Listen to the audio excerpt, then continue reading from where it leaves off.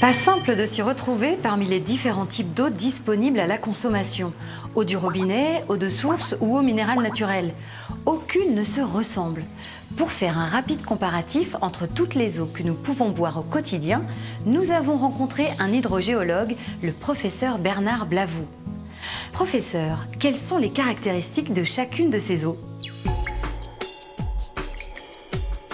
En France, l'eau de distribution est bien contrôlée et les dépassements des normes sont rares.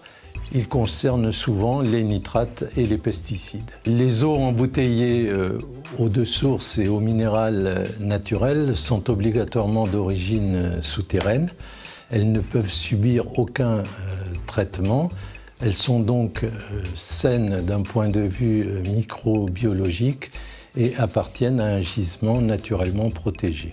L'eau de source doit respecter les normes de potabilité, mais sa composition n'est pas astreinte à stabilité. L'eau minérale naturelle, c'est-à-dire qui acquiert sa minéralité de façon naturelle au cours de son trajet souterrain, doit présenter une grande stabilité et une bonne pureté originelle. Avoir accès à de l'eau vierge de tout contaminant est tout aussi important que respirer de l'air pur. L'eau minérale naturelle qui présente une composition originale et stable dans le temps, ainsi qu'une totale sécurité bactériologique, peut être considérée comme un produit bio par excellence. Bien s'hydrater permet-il de maintenir ses reins en bonne santé? Pourquoi et comment? Les réponses avec ce zoom. Les aliments que nous mangeons sont utilisés par le corps et ce processus produit aussi des déchets. Les reins ont pour principal rôle d'éliminer les déchets transportés dans le sang. En effet, le sang passe en moyenne 50 fois par les reins pour en sortir filtré, nettoyé, débarrassé de ces déchets qui sont alors évacués dans les urines. Restent dans le sang uniquement les éléments dont notre corps a besoin pour fonctionner. C'est pourquoi la vie n'est pas possible sans reins. Lorsque les deux reins ne fonctionnent plus correctement, on parle alors d'insuffisance rénale, notre organisme est petit à petit empoisonné par les déchets qui ne sont plus éliminés et s'accumulent. Les reins fabriquent entre 1,5 et 2 litres d'urine au quotidien. Ainsi, plus on boit d'eau, plus on aide son corps à éliminer ces déchets dans une urine moins concentrée. L'eau a donc un rôle central dans le processus d'élimination urinaire des déchets. Boire plus, boire mieux, oui, mais comment?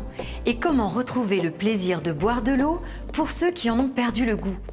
Pour devenir un vrai buveur d'eau, voici les bons conseils du professeur Fantino.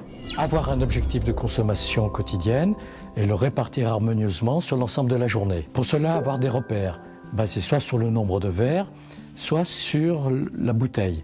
Par exemple, utiliser 3 bouteilles d'un demi-litre ou une bouteille d'1,5 litre sur laquelle on peut très bien marquer avec un crayon feutre 3 ou 4 repères de façon à répartir harmonieusement le volume sur la journée.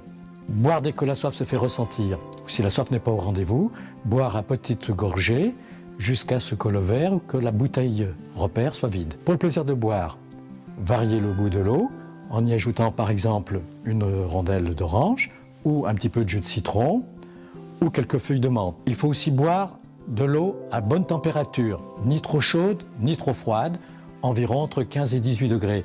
Car en effet, boire trop froid accélère la disparition de la soif et limite la quantité qu'il est possible de boire.